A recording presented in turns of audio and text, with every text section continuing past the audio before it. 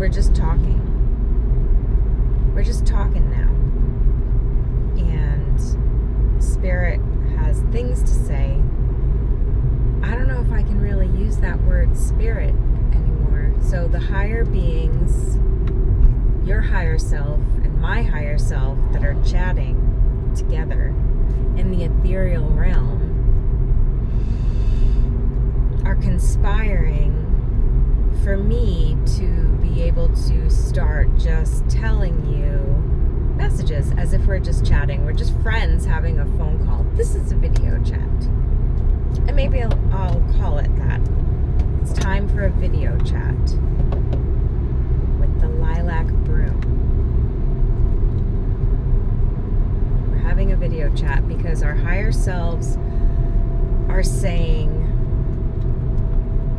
we've been moseying a long time. They didn't start with that. They brought it on beautifully, and I'm not expressing it well. They brought it on with a lot of beautiful things, such as how loved we are, we being the human race, how beloved we are, how connected we all are, and how much everybody in the galaxy that's watching us wants us to recognize our power, that we are these creator beings that underutilize what we have available to us, and then we end up in these little sandbox disputes. I don't know guys, I have no idea where's this going. Sandbox disputes, right? Okay, so we're little creator beings, right? And we're on Earth, but we're it's similar to children sitting in a sandbox and building. They're building, they're wetting the sand, they're molding it and shaping it, making it into something, and then saying, look, Mom, look what I made. Look, Dad, do you like it? Then we look outward for the approval of someone about what we did in the sandbox. And occasionally, we're not alone in the sandbox. Maybe we're collaborating in the sandbox. And this is so cool, this whole sandbox thing. I just know I'm going to listen back to this and be like, wow. Anyway, sometimes we're collaborating in the sandbox and we don't like how someone's building, or they're building too close to our space, or they took the tool we wanted, or something like this. So disputes arise in the sandbox. And it's weird, and we just sit with it. We stay in it. Because we don't realize, too, that we can leave the sandbox. The sandbox is just something we've actually created to play in. Okay, yeah, that makes sense. So we created the sandbox to play in because we're creator beings, but we forgot. I guess that's important. They're really emphasizing they needed you to hear the word forgot. We've all forgotten that we are creator beings, that we're bigger than the sandbox. That makes sense. And if all of what I'm saying does make sense to you, then, you may find this... Sorry, I had to pop my ears. I live in a valley now, and I just did a lot of up and down and up and down. My ears always pop. I forgot what I was saying, but we always have these disputes in the sandbox. We forget that we're creator beings, that we're larger than the sandbox. The sandbox was made for us, in a sense, to occupy time. There's something about us passing the time away in the sandbox, but we're approaching a time that we've got to exit the sandbox and become aware of the greater yard, if you will, that we're playing in outside the sandbox.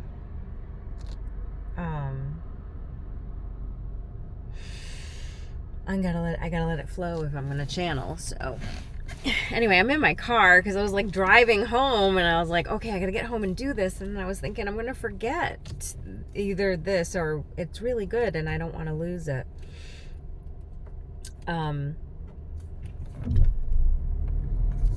Earlier today, this is a piece of it. I was shown this earlier before I hit record on my phone. Earlier today, someone at work shared with me about a tarot card, and it happened to be the World card. And I was thinking about the World card when I was driving home, and that was when the channeling started. It started with me thinking about the fact that the World card in tarot, if you know what it is, it usually shows up when there's a point where you've got some completion, you're closing a deal, you're reaching a plateau, you're achieving something, and with those things there comes not just a sense of closure, but there comes closure, because generally speaking you would close up one thing and start another when it comes to like what that World card means. Like a good example would be you graduate from high school and you become an adult and start an adult life. Or you were single and then you got married. Now, whoa, hey, dude. Whoa, sorry, guys. This person was just backing out and did not even notice me, like, at all. Now, how weird is that? I didn't even honk my horn. Like, I just, wow, he just looks at me like, and?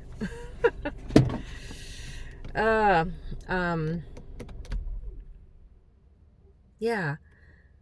So the World card got me thinking about attention, like where our attention goes, because when you achieve something, you put attention on it. I think. I mean, I could be wrong about that, but I think this was where my thoughts were drifting towards, and I was coming up with like a strong inclination to talk to a wider audience about where our attention goes. There's that saying, energy flows where attention goes. I like that saying because I'm a Reiki master and I focus energy through my hands for healing purposes. How it works is the energy goes where my attention is. So I like that expression. It resonates for me and it makes sense to me, and I can picture it because I picture and I see, honestly, I see the energy go, and I think to myself, how does everybody else not see this? I see the energy move from a body to a body, or away from a body, or into a body. And I've seen how concentrated energy can heal parts of the body. Anyway, I digress. The point is that attention is of significance at this time, as well as exiting the sandbox. Like, we need to finish up. I'm hearing we gotta wrap it up. We gotta wrap it up in the sandbox. And they're showing me like people stepping out. They're like children. Weirdly, they're like children who are giants and a tiny sandbox.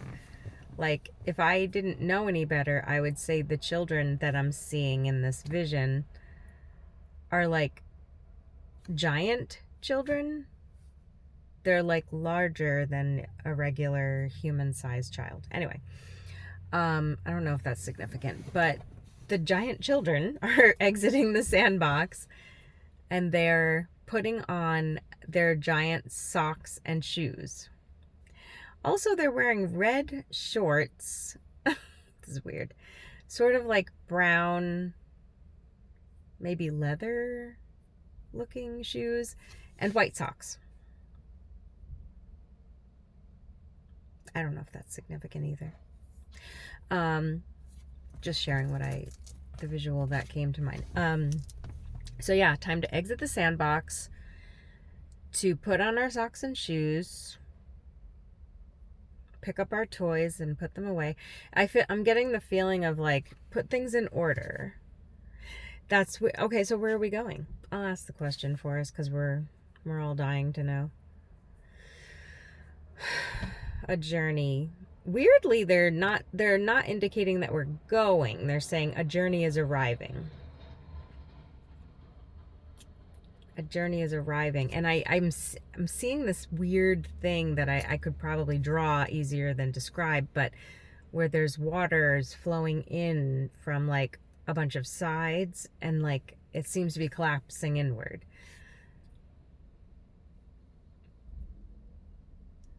It's interesting. I don't know what it means.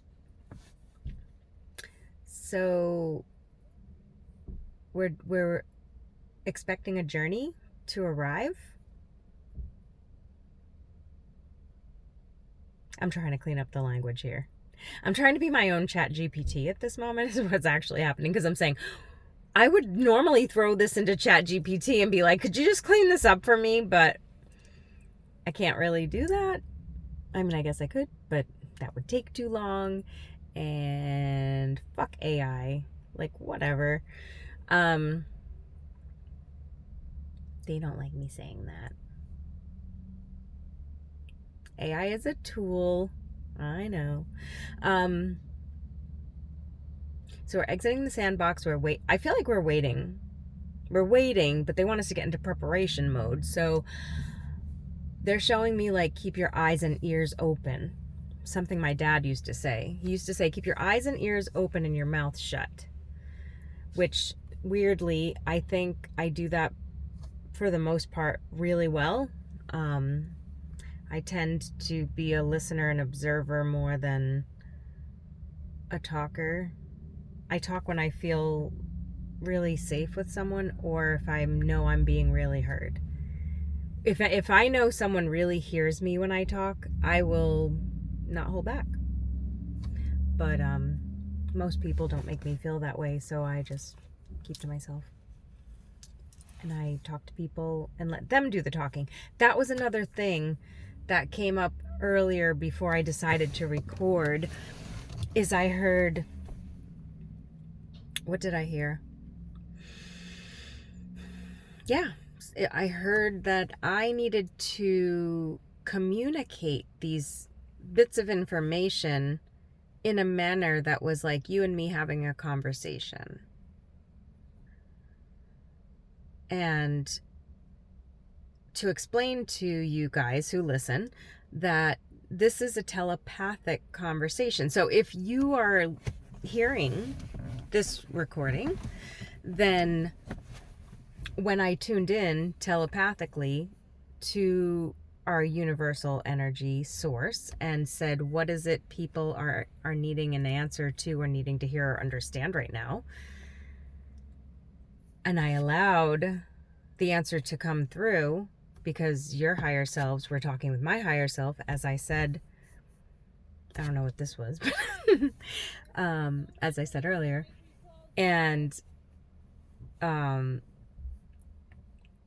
the question that arose basically has led to what we've been talking about, which is we're in preparation mode. We're preparing for something.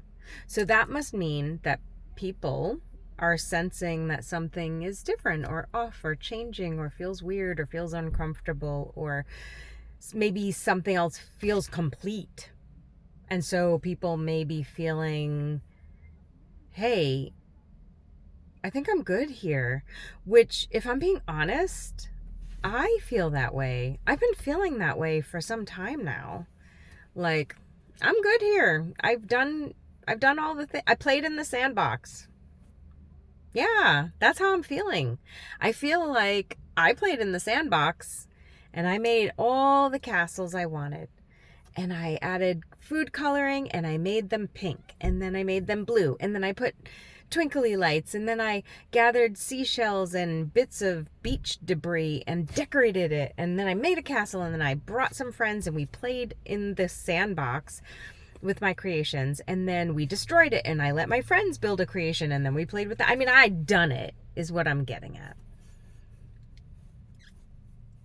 You know, I've done it, and I'm good here. And I have this nagging feeling of like one of my old favorite expressions, and I even wrote a blog about it. What's next? Just the sentence, what's next? Because I'm ready for whatever it is. And I think other people feel this way too. Like, what's next? What do we have to build next, or what are we doing next? But something is next, which means something ends. I mean, maybe it doesn't have to mean something ends, but that's what I'm picking up on. I'm getting a strong indication that something ends and something begins. And I don't know what that means exactly, but it's coming and we must prepare for it. This is the message, guys. I mean, I'll say it this way. Maybe a week ago, maybe 2 weeks ago, because I've been on vacation for a week. So maybe it's been longer than 1 week. Maybe it's been 2 or 3 weeks. And I've been like having this like switch over in my mindset on things, like in addition to, okay, I've done it, I'm good here, what's next?